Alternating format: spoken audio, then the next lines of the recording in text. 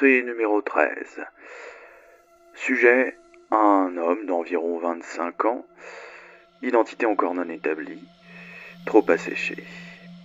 Découvert à 17h06 dans un hub block de la 85e rue du district Acrops. Heure du décès estimée à H-4 après observation des pupilles. Cause présumée du décès, grave carence en Holy Energy.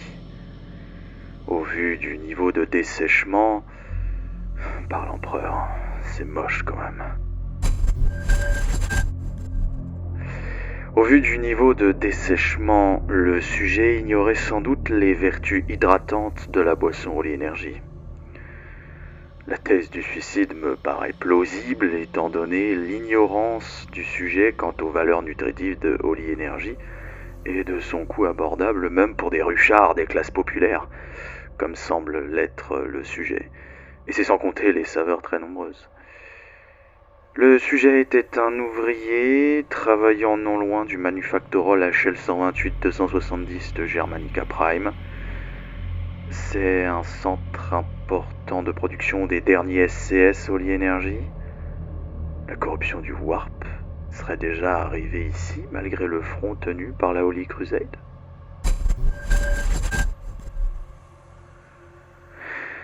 Enfin, les prélèvements de sang ont été envoyés au librarium de Germanica. Peut-être trouveront-ils la preuve d'agents infiltrés sur place. Je constate cependant une concentration anormale de glucose dans les échantillons. L'hémoglobine est épaisse et poisseuse. Les prélèvements ont été difficiles. Misère. S'assécher si jeune par pure ignorance. On se demande ce que les gamins ont dans la tête aujourd'hui. Enfin, affaire classée pour le moment. Plus qu'à envoyer le rapport à l'arbitrator et récupérer les nouveaux codes techno-arcaniques du librarium pour profiter de la sainte bénédiction de l'empereur. Un esprit saint dans un corps saint, comme je dis toujours. C'est une devise qu'il faut prendre très au sérieux ici.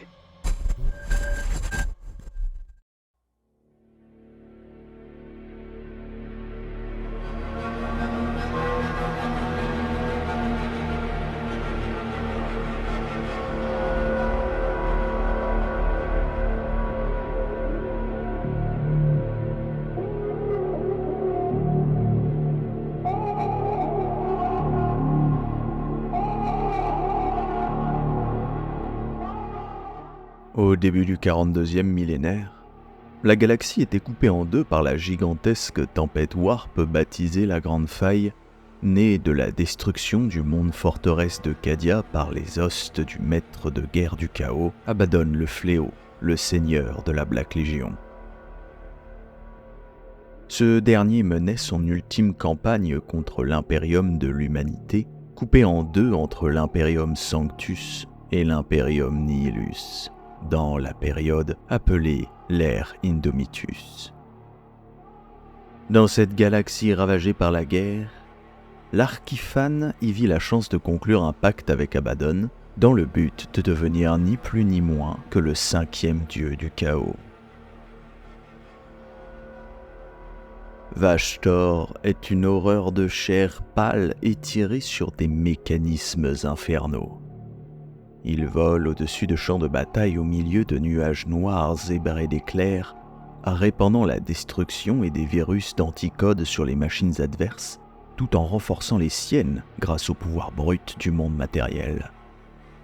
Vashtor est le demi-dieu démoniaque des inventeurs, des scientifiques et des artisans. Il est la soif de connaissance et l'innovation dénuée de conscience morale et poussée aux plus noirs excès. Renforcé par la curiosité des mortels, Vashtor incarne le besoin de comprendre puis d'asservir les forces naturelles pour atteindre l'apothéose technologique à tout prix. Rares sont les savants mortels qui connaissent Vashtor l'Archiphane, car il s'est très peu manifesté au cours de la longue histoire de la galaxie. La raison en est obscure, mais chacune des apparitions occasionnelles de ce croque-mitaine techno-démoniaque annonça une catastrophe épouvantable. Certains crypto-érudits affirment que Vashtorr naquit lors d'une course à l'armement effrénée d'une antique guerre à l'échelle galactique. D'autres pensent qu'il vit le jour à cause des atrocités du Moyen-Âge technologique, ou à l'inverse, qu'il est l'instigateur de ces deux désastres. Quelle que soit l'origine de Vashtorr, il n'est ni un prince démon, ni une entité d'un des 4 grands dieux sombres. Il possède sa propre sphère d'influence et joue un rôle particulier dans le grand panthéon du Warp. Il est le maître des forges des âmes. Cette colossale fonderie métaphysique est le domaine du fer noir et de la vapeur, des rouages et des pistons assourdissants où des pactes infernaux sont conclus et d'horribles transformations mises en œuvre. N'importe quel démon peut s'adresser aux courtiers des forges pour passer un marché avec eux. Certains le font par soif de puissance martiale et des faveurs de leur divinité tutélaire. D'autres souhaitent échapper au fer spirituel et à la honte que représente le bannissement. Quelle que soit la raison motivant ces entités, Vashtorr et ses courtiers sont plus que ravis de conclure ces contrats. En échange d'un nombre convenu d'âmes mortelles offertes aux forges, l'entité est jetée dans les machines et transformée en un mélange grotesque d'engins de guerre et de démons comme les broyeurs d'âmes, les machines à désastre ou les bombardes infernales. D'autres démons moins désespérés ou ayant moins à offrir aux forges sont simplement asservis à la volonté de Vashtorr pendant un certain temps et se fondent aux machineries impies pour rejoindre les rangs de ses apprentis. Jusqu'au remboursement de leurs dettes, ces démons sont affublés d'un collier, de menottes ou de chaînes rituelles illustrant leur subordination. Contrairement aux autres démons, Vashtorr n'a pas pour habitude de mentir et de manipuler. Les conditions de ses contrats sont très explicites. Il préfère compter sur la nature monomaniaque des démons pour prolonger leur asservissement, car pour chaque défaite subie par un démon sous contrat, sa dette d'âme est augmentée. Rares sont les démons ayant échappé à leur servitude volontaire. Mais l'utilité pour les légions démoniaques des engins sortant des forges, ainsi que le risque d'être la seule divinité privée de l'allégeance de Vashtorr, le protège des représailles des dieux sombres. Il est le marchand d'armes du jeu divin, agent d'aucuns mais allié précaire de tous.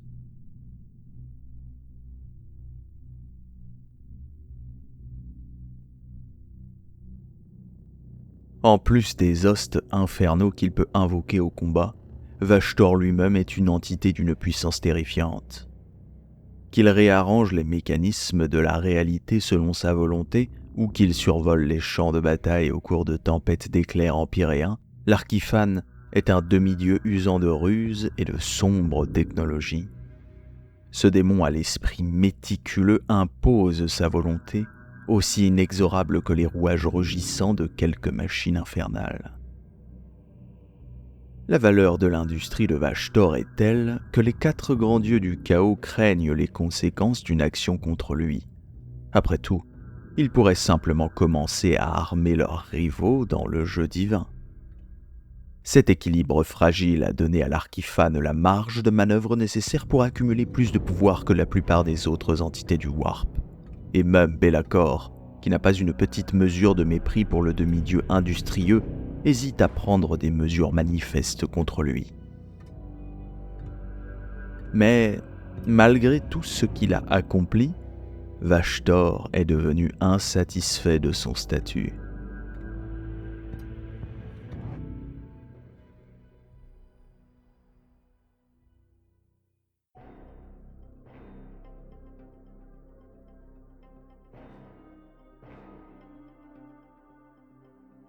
Vashtorr mit en place son plan alors qu'Abaddon le Fléau dirigeait ses forces contre le monde stratégique de Vigilus. Il savait que le Fléau était en quête d'informations ou de prophéties cruciales qui lui permettraient de trouver une arme surpuissante capable de plier le destin. Il mit alors en branle une machination pour organiser un tête-à-tête avec le maître de guerre à bord de son vaisseau amiral, le légendaire Vengeful Spirit. Pour ce faire, il commença à s'en prendre à Pergamatros, une lune artificielle de la géante gazeuse Pellucidus, et qui abritait un sanctum de données de l'Adeptus Mechanicus. Pergamatros était tenue secrète par les Magis du monde forge de Goralek, car ces derniers, au service d'inquisiteurs de l'Ordo Malleus, disposaient de connaissances proscrites. En effet, les chambres fortes de Pergamatros furent créées pour renfermer les dangereuses données de Goralek, cachées par des batteries de déflecteurs d'Ospex dissimulant la lune au plus puissant détecteur. Vashtor distilla de petites surcharges d'énergie qui pendant des années survinrent à un rythme lent dans une conduite d'alimentation d'un des tunnels de maintenance les plus profonds de Pergamatros. Les dégâts étaient si progressifs qu'ils furent seulement décelés lorsque les câbles concernés derrière la trappe d'entretien s'effilochèrent après que leur gaine sanctifiée en plastique eut fondu.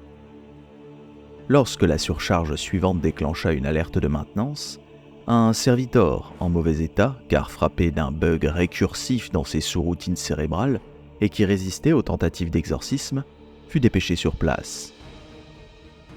Lorsque ce serviteur tendit sa pince manipulatrice pour ouvrir la trappe de maintenance dans le tunnel isolé, son bug se déclencha de nouveau et sa pince droite trembla, frappant alors une conduite de liquide de refroidissement qui, corrodée de l'intérieur, présentait une faiblesse grave et céda au coup hasardeux du servitor. Un jet de liquide de refroidissement sous pression jaillit du tuyau percé sur le serviteur et les câbles. Le cyborg prit feu tandis que la force motrice qui l'avait frappé retourna vers la conduite.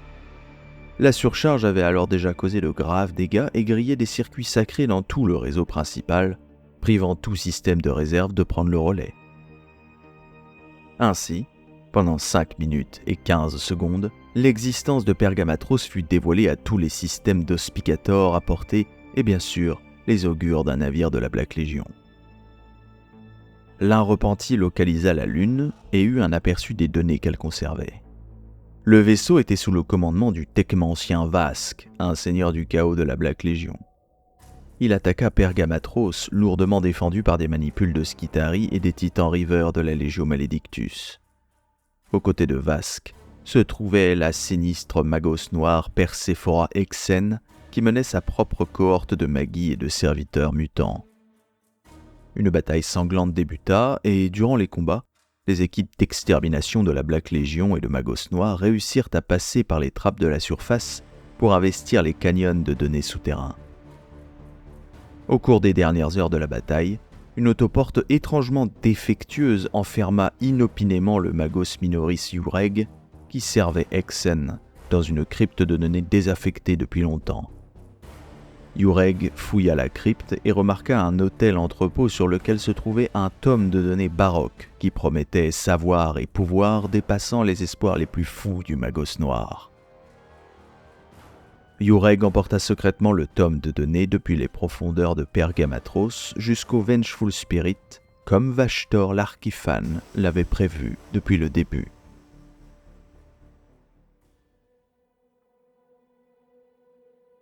Toute cette manipulation du maître des forges des âmes avait pour but de mettre pied sur le Vengeful Spirit et de se présenter comme un bienfaiteur de bonne foi au fléau. En effet, arrivés à bord du Vengeful Spirit, Yureg et les membres d'un culte mineur décidèrent d'utiliser le tome pour lancer un rituel dans une salle endommagée du navire. Rituel visant à accélérer les réparations du vaisseau amiral du fléau, qui avait encaissé de sérieux dégâts après des affrontements brutaux. C'est alors que Vashtor se manifesta. Au niveau du pont, le démon fit s'attirer des vrilles de câbles de métal fondu et d'énergie crépitante qui sortaient de tous les systèmes mécaniques du pont. Vashtor créa une masse grossissante de métal et d'énergie dans lequel se jetaient, pour y être déchiquetés, des servitors et des ilotes de l'équipage présent qui avaient fusionné avec leurs postes des millénaires dans le passé. Puis la masse tourbillonnante de métal, d'énergie et de sang s'écroula sur elle-même et émit une lumière aveuglante, et le maître des forges des âmes se manifesta face à Abaddon afin de lui faire une proposition. Le fléau accepta de l'écouter. Il se présenta et se défendit vivement d'être le serviteur d'un des 4 dieux du panthéon chaotique, sa véhémence intriguant le fléau qui voyait en Vashtor l'écho à sa propre réticence à se prosterner devant les dieux sombres.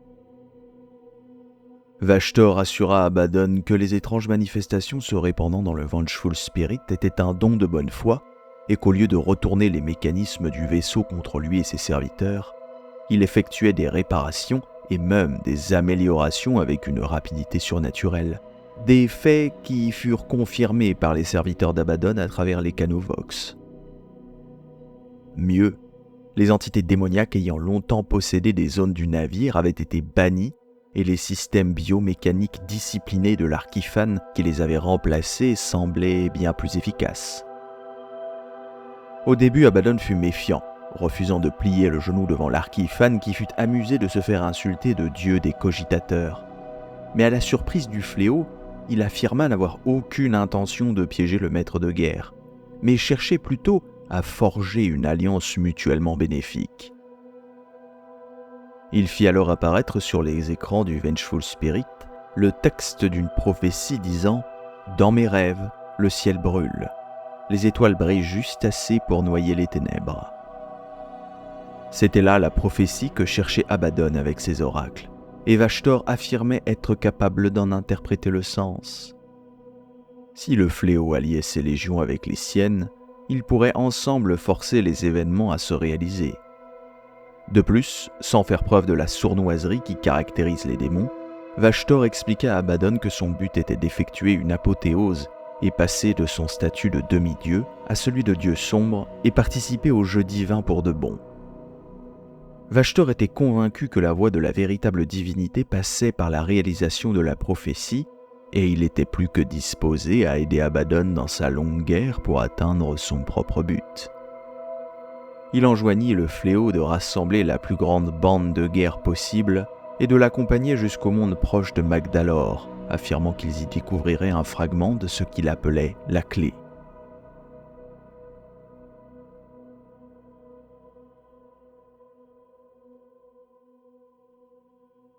Habituellement, les démons aiment offrir des réponses sous forme d'énigmes et ont tendance à tenter de piéger leurs victimes ou de les corrompre d'une manière ou d'une autre.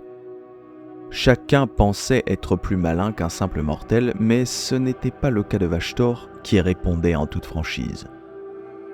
Du moins, en apparence. Ainsi, dès qu'il proposa son alliance avec Abaddon, il expliqua directement ce qu'il espérait obtenir, c'est-à-dire son ascension au sein du panthéon des puissances de la ruine. Vashtor considérait d'ailleurs les mises en scène divines des dieux du chaos comme gauches, maladroites, comme par exemple le besoin de Khorne de faire apparaître son symbole avec les débris du monde de Malak Bel.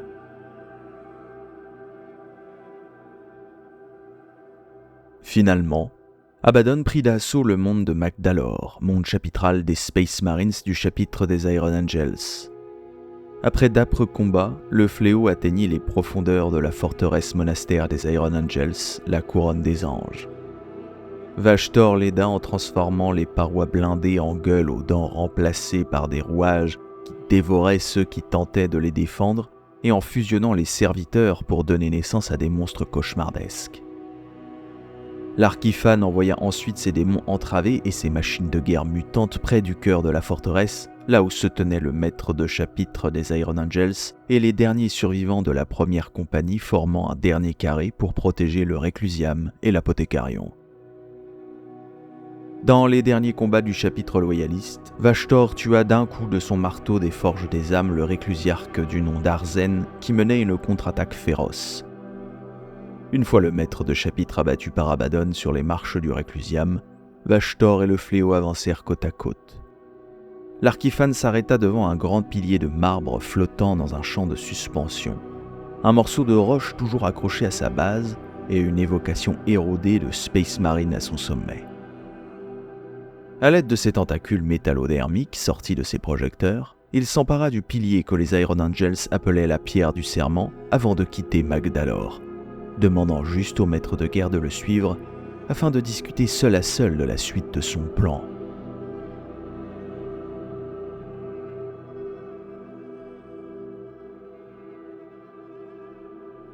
De retour sur le Vengeful Spirit, Vashtor emmena la pierre de serment dans les quartiers du fléau. Là, Il expliqua à Abaddon ce qui était en jeu ainsi que la nature de ce qui avait déjà été récupéré. Vashtor et Abaddon négocièrent pendant des heures, enfermés dans le sanctum du maître de guerre. Nous ignorons en détail l'échange entre les deux seigneurs du chaos, si ce n'est que la pierre de serment était un élément de la mystérieuse clé et qu'en apprenant le secret entourant cet artefact, le fléau se mit à rire et à considérer sa rébellion contre l'empereur comme justifiée. Mais surtout, Vashtor partagea un secret inestimable avec Abaddon, à savoir le moyen de mettre la main sur un instrument à la puissance si colossale que son détenteur pourrait changer le destin de la galaxie. L'arme. Mais pour mettre la main sur l'arme, il fallait constituer la clé qui ouvrirait le fermoir dans lequel se trouvait cette arme. Mais malgré leurs puissances respectives, aucun d'eux ne pouvait s'en emparer seul. Ils passèrent donc un marché, s'engageant à rester des alliés le temps nécessaire pour que tous les deux atteignent leurs objectifs.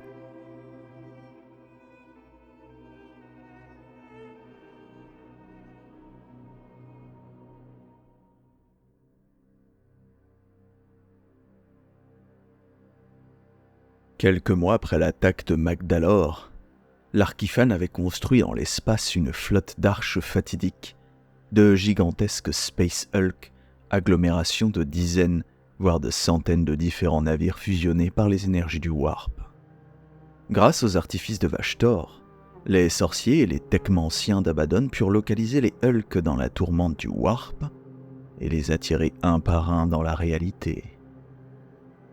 Chacun de ces vaisseaux gigantesques fut mené vers la même région du vide interstellaire dans les profondeurs de l'Imperium Nihilus, et une fois les Space Hulk rassemblés, une flotte du Mechanicum noir et de plateformes forges furent amenés par le fléau. Les Magos noirs employèrent les savoirs interdits de Vashtor pour apporter les terribles modifications qui feraient de chaque nouveau Hulk une arche fatidique, aidés dans leur tâche par les ingénieurs démoniaques de Vashtor, qui parcouraient les coques de ces monstrueux vaisseaux, y opérant d'étranges modifications. L'objectif de la création des arches fatidiques consistait à rassembler un grand nombre d'artefacts ésotériques éparpillés dans le temps et l'espace à la suite d'une catastrophe passée. Vashtor lui-même ignorait à quoi ces objets ressemblaient exactement, bien qu'il ait passé un temps incommensurable à tenter de les comprendre. Tout ce que le démon avait appris, c'était que tous les artefacts partageaient une signature Warp unique qui pouvait être suivie à la trace. Il avait également déterminé, au prix de nombreux essais cabalistiques et autant d'erreurs, qu'un ensemble de rituels infernaux, d'alchimie warp et d'ingéniosité inhumaine pouvait permettre de combiner ces artefacts pour former la clé. Mais si Vashtor avait remonté la piste de certains fragments clés jusque dans des étendues désolées ou des cryptes spatiales introuvables, la grande majorité d'entre eux se trouvaient sur des mondes peuplés par les races intelligentes de la galaxie. Certains étaient enterrés, perdus sous des civilisations en expansion, inconscientes des trésors ésotériques qui reposaient sous leurs pieds, alors que d'autres avaient été récupérés par les sages et les cupides qui les gardaient sous étroite surveillance. Certains de ces artefacts pouvaient être récupérés par la ruse, une frappe rapide d'équipe d'extermination ou l'intervention d'agents doubles. Mais la plupart allaient nécessiter de coûteuses offensives militaires. Déterminé à ne pas dilapider les vies de la Black Legion dans des conflits qu'il considérait comme secondaires, Abaddon fomenta avec Vashtor un plan qui puiserait dans les hordes innombrables des adorateurs du chaos de toute la galaxie. Le mot passa par les visions de sorciers et les murmures des démons, et tout seigneur de guerre renégat ou champion des dieux sombres qui accepterait de prêter allégeance à Abaddon recevrait son appui, ainsi qu'un cadeau inestimable. Après avoir rempli la mission attribuée par le maître de guerre, chaque champion se verrait confier le commandement d'une arche fatidique, une récompense à même d'attiser la convoitise de nombreux champions.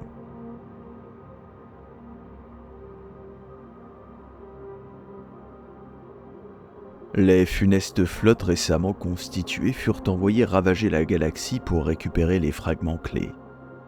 Les 10 fragments pouvaient être une batterie de cogitateurs antiques et noircis par les flammes, conservée dans un champ de stase scintillant, ou une météorite encastrée dans la planète, mais une fois récupérés, tous étaient envoyés à l'Archiphane via des portails warp se trouvant dans ou près de l'arche fatidique victorieuse, portail placé par le maître des forges des âmes lui-même. Si Vashtor savait que tous les fragments n'étaient pas nécessaires pour que son plan fonctionne, plus nombreux étaient les 10 fragments récupérés, plus la clé serait efficace, bien que certains fragments particulièrement importants et puissants restaient vitaux.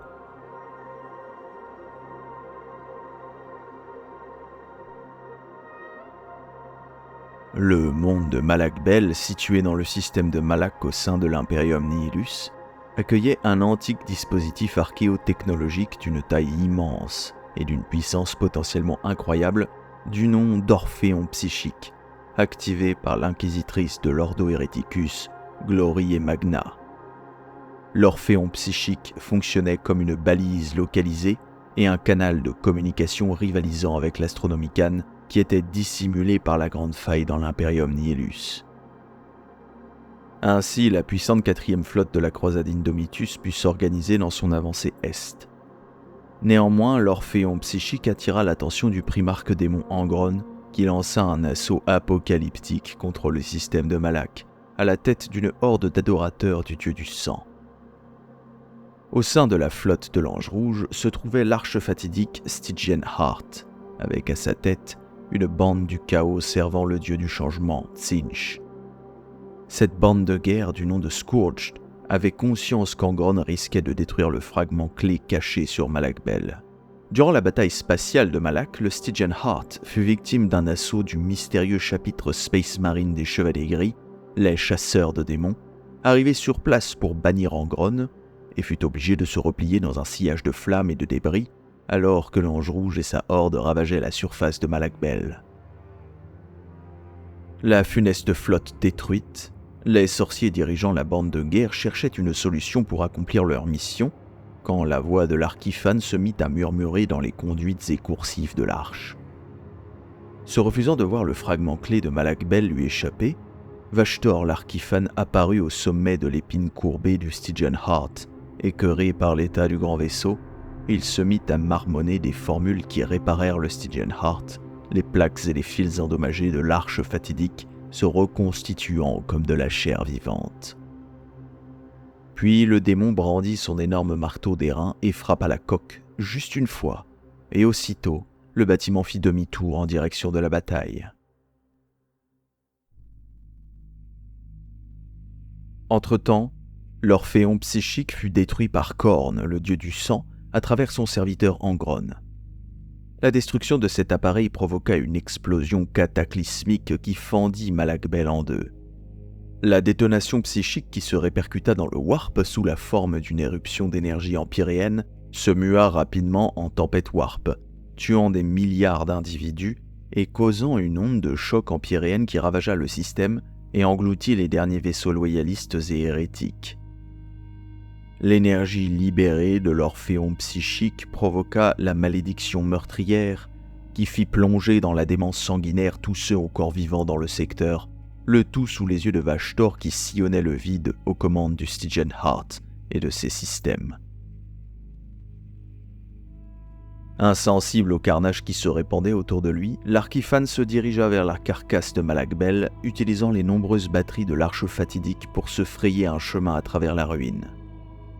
Ses yeux luisants de concentration, Vashtor s'empara de quelques épaves et fragments de plateformes de défense au passage, certaines encore peuplées de mortels enragés, et les fusionna en boucliers ablatifs, calculant les angles d'encastrement et de déflexion pour qu'ils absorbent et dévient l'impact des plus gros fragments de Malak Bel. Il usa de son aura pour protéger l'équipage de l'arche fatidique de la malédiction meurtrière. Tout en verrouillant les sas et en retournant les systèmes de défense contre l'équipage qui cherchait à se rapprocher de lui pour comprendre pourquoi le contrôle de l'arche leur échappait, le maître des forges des âmes développa un intérêt pour les maîtres du Stygian Heart, intéressés par leur nature inventive, rusée et déterminée. Il décida de les conserver proches de lui pour leur proposer un futur marché. Finalement, la bataille de Malak et ses conséquences furent bénéfiques pour l'Arkifan, qui au milieu de la dévastation repéra la coquille brisée de Malak Bel juste devant lui. Ce monde s'était fendu en deux le long de profondes fissures creusées par la spire de siphonnage géothermique de l'Ophéron psychique, offrant un accès au cœur en fusion de Malak Bel qui s'était répandu dans le vide.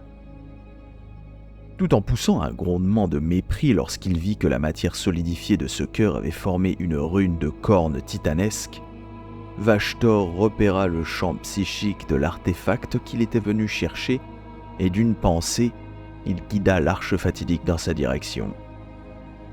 Puis, manipulant la structure du vaisseau, il entraîna son portail warp à l'avant, l'arche s'ouvrant telle une fleur cauchemardesque pour lui livrer passage.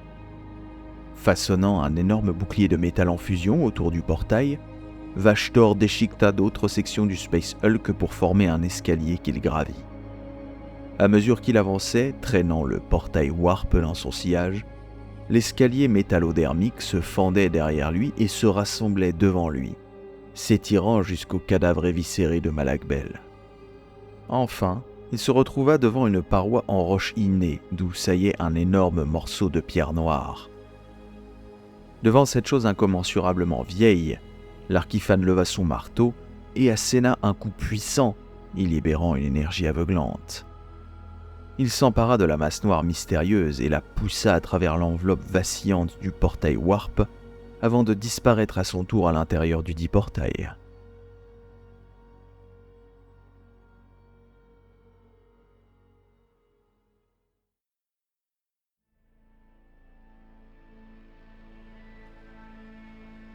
Suite aux événements du système Malak, Vashtor l'Arkifan retourna dans les forges des âmes, son domaine infernal. Là, et grâce à ses diablotins infiltrés dans la galaxie, il suivit les avancées des arches fatidiques avec satisfaction. Mais il avait pris conscience que les puissances de la ruine, notamment Khorne et Tzeentch, tentaient de saboter ses plans, alors qu'il craignait que l'empereur qui commençait à se réveiller de ses 10 000 années de silence apprenne son entreprise d'ascension divine. L'Arkifan en a conclu que les choses devaient être accélérées, même si cela l'irritait de se précipiter et de simplifier le fonctionnement élégant des grands mécanismes, en particulier ceux qui étaient au cœur de ses inventions les plus prestigieuses. À cet instant, l'un de ces innombrables rouages dans l'espace réel s'était parfaitement aligné et avait généré la solution à son dilemme, permettant à l'Arkifan de déclencher des rêves éveillés et manifester des infospices pour activer des serviteurs et des alliés mortels. Il fut vite satisfait, sachant que tous rempliraient leurs fonctions.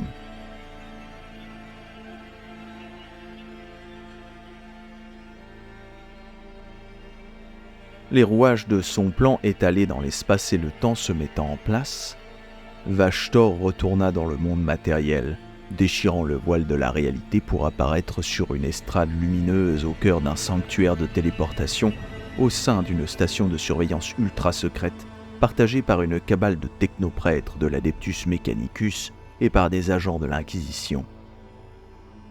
L'Arkifan y recherchait une intelligence abominable qui se cachait dans une masse d'antiques cogitateurs conservés dans le sanctuaire de la station.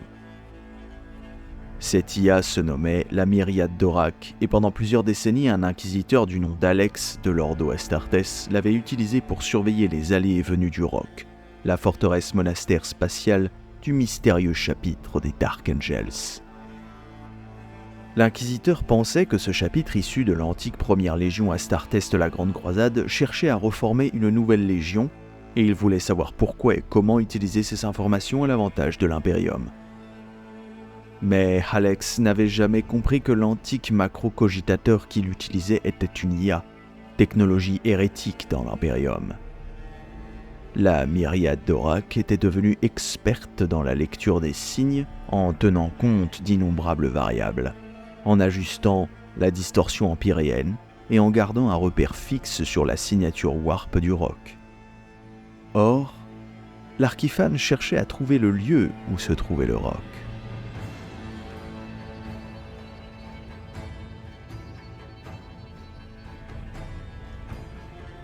Apparaissant face à des technoprêtres agenouillés aux côtés d'autels de protection et qui le prirent au début pour un avatar de l'Omni-Messie, Vashtor utilisa les pouvoirs de son marteau pour agglomérer les serviteurs du Mechanicus avec des circuits mutants qui émergèrent de leurs augmétiques et s'enfonçaient dans leur corps, les transformant en des monstres à métalloderme.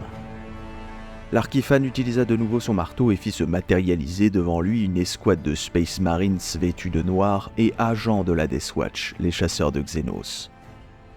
Le chef de cette escouade était un agent de la Légion renégate de l'Alpha Légion et un serviteur de Vashtor, infiltré dans cette prestigieuse institution impériale. Il s'agissait du sergent du Gael Iora. Le maître des Forges des âmes l'envoya effectuer une mission avec ses hommes dans le monde mort d'Arthas Moloch, afin de récupérer un fragment clé, tout en le rassurant qu'il veillerait à ce qu'une nacelle de secours l'attende une fois l'objectif atteint, grâce à une balise codée qui porte sa signature. Une fois la fausse Death Watch partie, l'Archiphane frappa une dernière fois l'estrade avec son marteau sur lequel il se tenait, faisant apparaître au niveau de l'impact une techno-horreur qu'il dirigea vers des portes blindées gardées par des soldats d'élite et des cyborgs impériaux. La techno-horreur les massacra sous le regard plein d'intérêt de l'Archiphane, alors que derrière lui la masse de technologie et de chair infernale se tordait et adoptait une nouvelle configuration. Quelque part entre une gueule caverneuse et un mur de cogitateurs à la lueur infernale. L'Archiphane se débarrassa des derniers cyborgs grâce à ses dons maléfiques qui démantela de l'intérieur les conglomérats de chair et de machines, tandis que d'autres devenaient ses marionnettes. Face à la troisième vague de la contre-offensive impériale, le maître des Forges des âmes utilisa un téléportarium corrompu qui libéra une marée hurlante de démons qui massacra les derniers défenseurs. Avant de quitter la pièce, sa vision Warp mit à jour un reliquaire d'automartyr, un dispositif de sécurité qui déclencherait une bombe vortex et dont la détonation empyréenne plongerait la station, son personnel et ses envahisseurs dans une faille Warp, puis annihilerait tout ce qui se trouvait dans un rayon de 200 km. Ironiquement, l'Archiphane avait 3 siècles avant son apparition en ce lieu influencé subtilement l'installation de cette bombe. D'un geste, il fit apparaître des vers d'argent qui s'insinuèrent dans le générateur de stase temporelle afin d'empêcher l'engin d'exploser pendant précisément 55 minutes et 55 secondes avant d'envoyer la bombe à travers le portail Warp où avaient surgi les démons. Puis, empruntant les corridors étroits de la station de recherche, Vashtor déboucha dans une chambre où des soldats en armure affrontaient des porte-pestes. Massacrant les soldats, il fit face à la dernière survivante, une acolyte de l'inquisiteur Alex, responsable de la station. Amusé, Vashtor la jeta dans l'étreinte des porte-pestes avant d'émerger dans une dernière chambre où une adepte du dieu-machine était connectée aux banques de cogitateurs ouvragés dans lequel se cachait l'intelligence abominable que recherchait l'Archiphane. Vashtor égorgea l'adepte de Mars et discuta avec l'intelligence abominable qui accepta en échange de la liberté, d'un corps et d'un but, de lui dire où se trouvait le roc. La myriade d'Orak partagea toutes ses connaissances avec Vashtor qui apprit que le roc, la gigantesque forteresse monastère Space Marine naviguant dans l'espace et issue des restes du monde d'origine des Dark Angels, Caliban, se trouvait dans le secteur de guerre du vaste de Marvent, un ensemble de mondes ruches surpeuplés avec pour capitale le système Valvir, se trouvant aux frontières d'une ceinture de tempête Warp. Les chevaliers du chaos de la maison Corvax avaient attaqué le secteur, dépêchant une force opérationnelle de la flotte de croisade Indomitus Primus, dirigée par le maître archiviste du chapitre des Ultramarines, Varro Tigurius, à la tête d'un contingent baptisé Force opérationnelle 12 du groupe de combat Héphaïstos. Quant aux Dark Angels, ils apprirent rapidement que des Space Marines renégats semblant faire partie des déchus, les Dark Angels ayant trahi leur primarque durant l'hérésie d'Horus 10 000 ans plus tôt, étaient actifs dans le secteur en guerre. Le Roc, avec à sa tête une flotte regroupant plus de la moitié des forces du chapitre des Dark Angels, apparut dans le vaste de Marvent. Et c'est alors que Vashtor frappa.